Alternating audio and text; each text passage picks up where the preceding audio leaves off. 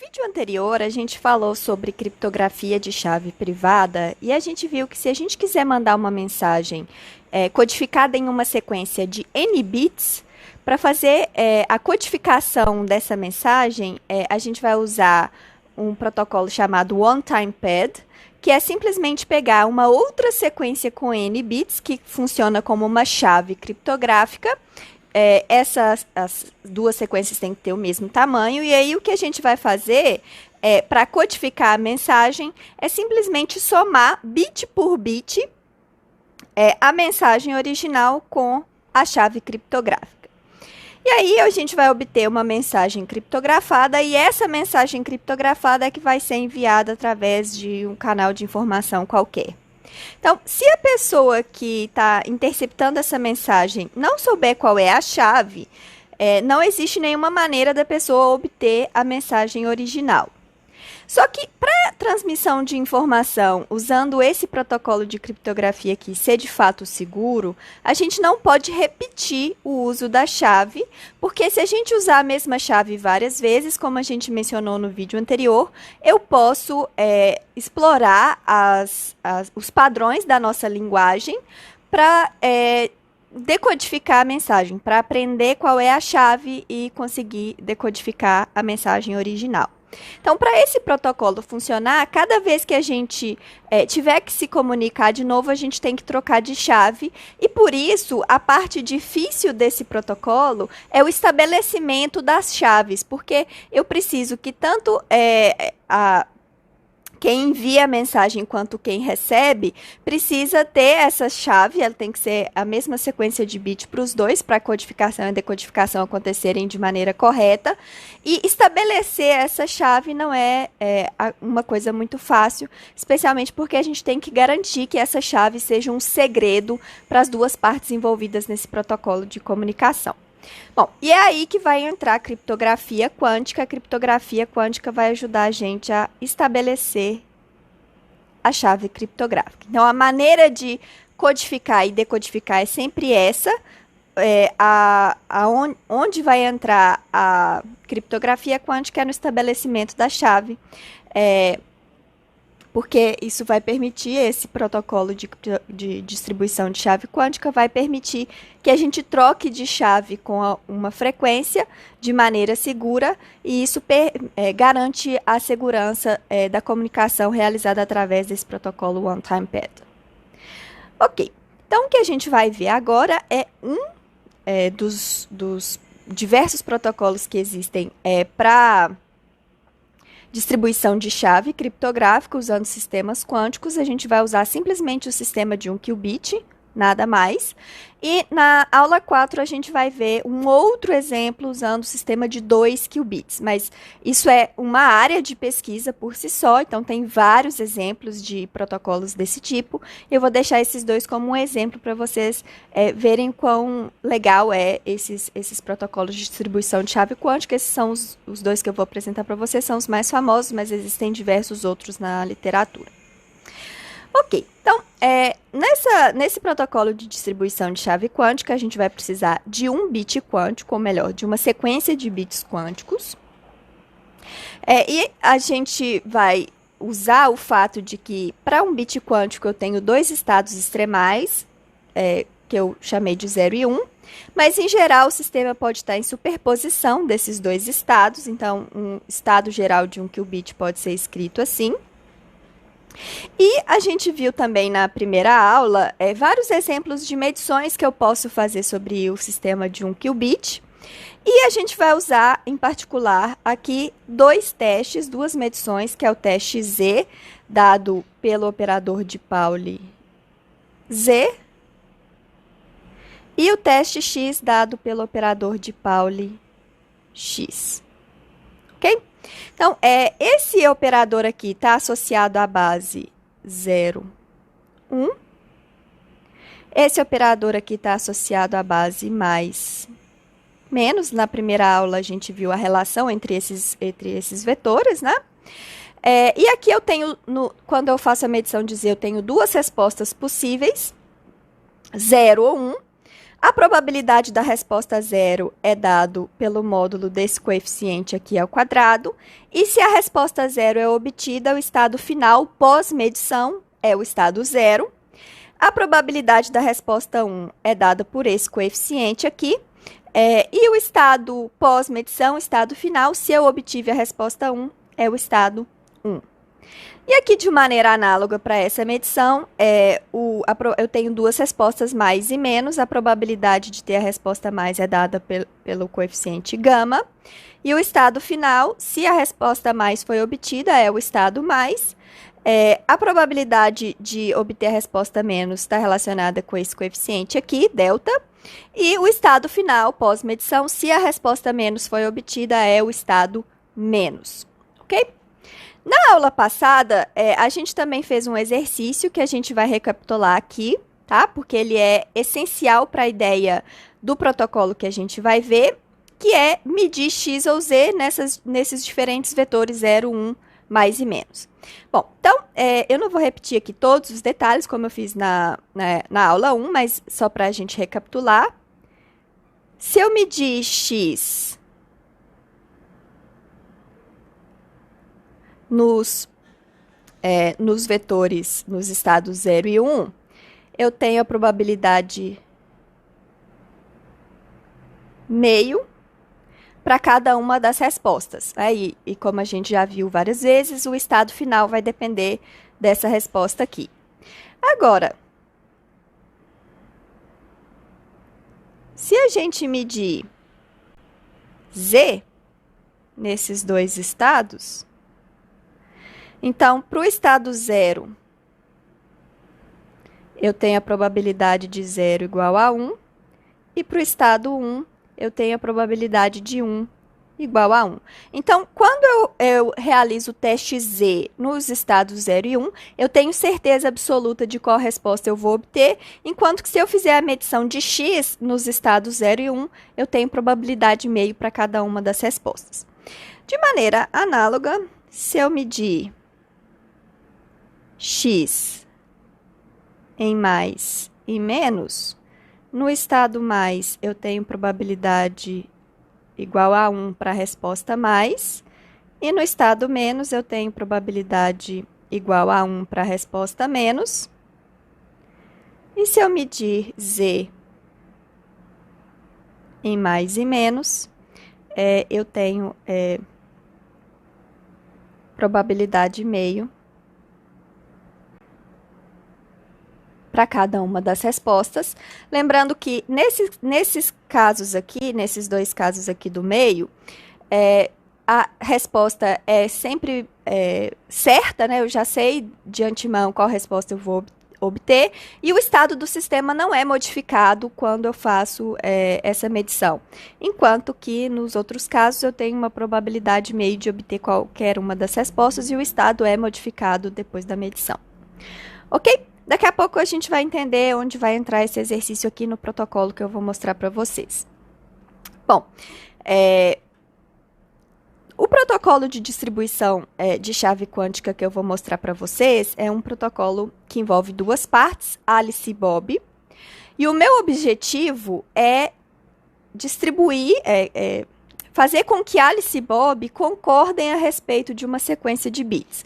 Então, eu quero fazer algum procedimento que permita com que Alice e Bob, que eu vou assumir que estão espacialmente separados, eles estão longe um do outro, que no final eles tenham uma sequência de bits perfeitamente correlacionadas. Tem que ser a mesma sequência para os dois, tá? Então, é isso que a gente vai fazer, e essa sequência aqui vai ser usada depois para codificar a mensagem que eles querem enviar um para o outro. Ok, então esse é o objetivo. Bom, então o protocolo que a gente vai ver aqui é chamado protocolo BB84 por causa do nome dos dois pesquisadores que desenvolveram esse método e esse protocolo, e também do ano, que é Bennett e Brassard, foi feito em 84, por isso é esse nome, BB84. O que a gente precisa para implementar esse protocolo é, primeiro, um canal quântico entre Alice e Bob, de modo que a Alice consiga enviar bits quânticos para o Bob. Eu vou assumir que esse canal é perfeito, tá? Então, todo bit que quântico que a Alice envia para o Bob vai chegar do lado do Bob exatamente no mesmo estado que foi enviado pela Alice. A Alice tem que ter um gerador de bits quânticos, né? Algum aparato que prepara os bits quânticos. E eles também têm que possuir aparatos de medida que são capazes de realizar os testes X e Z de uma maneira que esses testes coincidam para os dois. Então, esses testes têm que estar calibrados de maneira que o que a Alice chama de X e Z é exatamente o que o Bob chama de X e Z. Ok, então o primeiro passo desse protocolo é a Alice gerar uma sequência de bits quânticos e ela vai escolher aleatoriamente medir X ou Z em cada um desses bits quânticos, ok? No segundo passo, a Alice vai enviar os bits quânticos para o Bob depois que ela realizou a medição em cada um deles. Então, a Alice pega o primeiro qubit da sequência, mede X, envia para o Bob. Pega o segundo qubit da sequência, mede Z, envia para o Bob. E essa escolha de qual medição ela vai fazer, ela vai escolher aleatoriamente. Agora, o próximo passo, o Bob vai receber esses qubits e vai também escolher aleatoriamente entre medir X ou Z, tá? E ao final do processo, a Alice e Bob vão ter, cada um deles, uma lista de respostas com as respostas que eles obtiveram na medição de cada qubit naquela sequência. E agora, a pergunta que a gente precisa responder é a seguinte: quando é que a Alice e o Bob sabem que a informação que eles têm nessa sequência, o bit que eles têm nessa sequência, né, que é uma variável com duas respostas possíveis, quando eles sabem que essa informação é a mesma para os dois, que essa resposta é a mesma para os dois? Bom, então vamos analisar o que acontece aqui, tá? Aqui eu tenho dois pares de colunas, aqui eu vou escrever uma possível rodada desse protocolo. Então, aqui vai aparecer o teste escolhido para Alice e a resposta, uma possível resposta.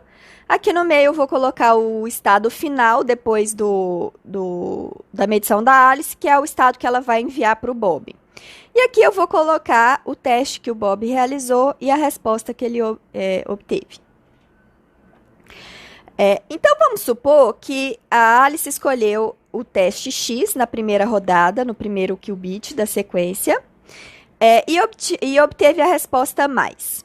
Então, o estado que ela vai mandar para o Bob é o estado mais. A gente está assumindo que o canal quântico entre eles é perfeito, então o Bob vai receber o estado mais. E aí, vamos supor que ele escolheu medir Z e obteve a resposta 0. Então, essa resposta aqui acontece com probabilidade meio. Com probabilidade meio, ele poderia ter obtido a resposta 1. Aqui é só um exemplo do que poderia ter acontecido. Bom, no segundo qubit dessa sequência, vamos supor que a Alice escolheu medir Z e obteve a resposta 0. Então, o estado que ela vai enviar para o Bob é o estado 0. E vamos supor aqui que ele escolheu medir X. Se ele escolheu medir X, ele pode obter a resposta menos. Essa resposta aqui também vai acontecer com probabilidade meio. Eu poderia obter também a resposta mais com probabilidade meio. Vamos agora supor que no terceiro qubit ela mediu Z e obteve a resposta 1. Então, ela vai enviar o teste 1 para o Bob. E vamos supor agora que o Bob resolveu medir Z também. Quando o Bob mede Z no estado 1, a gente sabe que a resposta qual resposta que a gente vai encontrar? É sempre a resposta 1. Então, aqui a probabilidade de obter essa resposta é 1. Né? A gente sabe que se o Bob está recebendo o estado 1, se ele medir Z, ele vai encontrar sempre a resposta 1. Ok, vamos supor agora que no próximo qubit a Alice escolheu medir X, obteve a resposta mais, então ela vai enviar o estado mais para o Bob. Se o Bob medir Z, ele pode encontrar a resposta 1 com probabilidade meio. Com probabilidade meio, ele poderia ter encontrado a resposta 0. Se a Alice escolheu medir X e obteve a resposta menos, ela vai enviar o o qubit no estado menos para o Bob. Se ele escolher X, ele vai receber a resposta, ele vai encontrar a resposta menos com probabilidade 1 agora.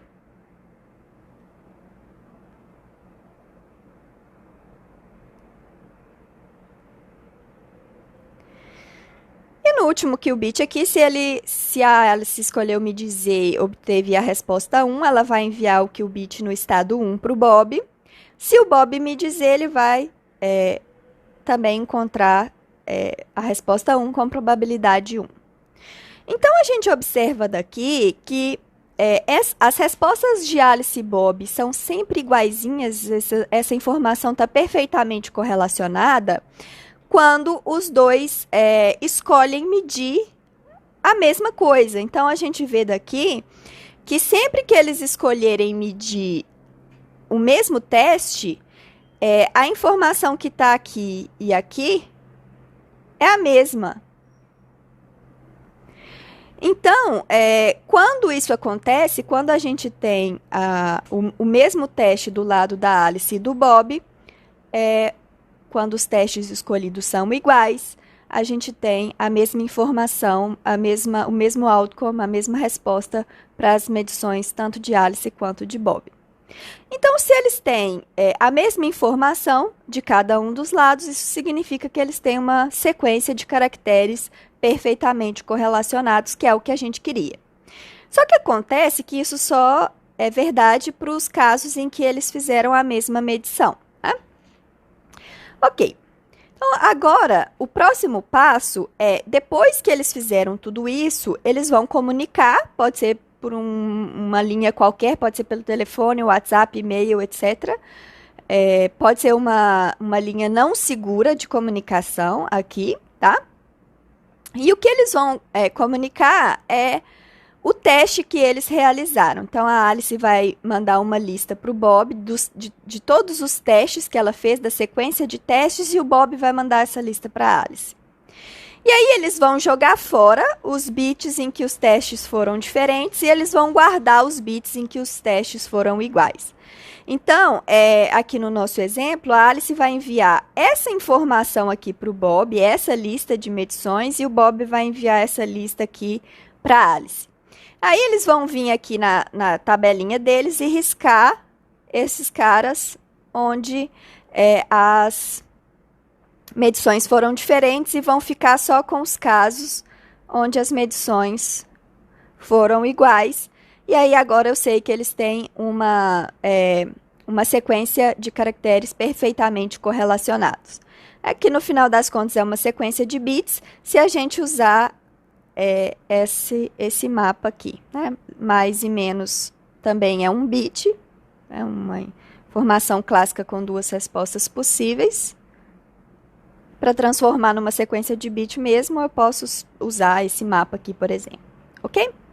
Então, observem que ao divulgar essas duas listas aqui, eles não estão divulgando nenhuma informação sobre a sequência de bits que eles têm aqui no final de fato. Porque o fato da Alice me dizer, ela pode ter obtido tanto a resposta 0 quanto a resposta 1. Então, esse bit aqui pode ser 0 ou 1, não tem nenhuma informação sobre esse bit. A única informação contida aqui é que, ao divulgar essas duas listas, é saber se o que eles têm, as respostas que eles têm, estão perfeitamente correlacionadas ou não. Ok, então, eles anunciam esses testes, descartam os casos em que os testes foram diferentes, e guardam os bits em que os testes foram iguais. E agora, com esse procedimento, Alice e Bob possuem uma sequência perfeitamente correlacionada de bits, que é uma chave criptográfica.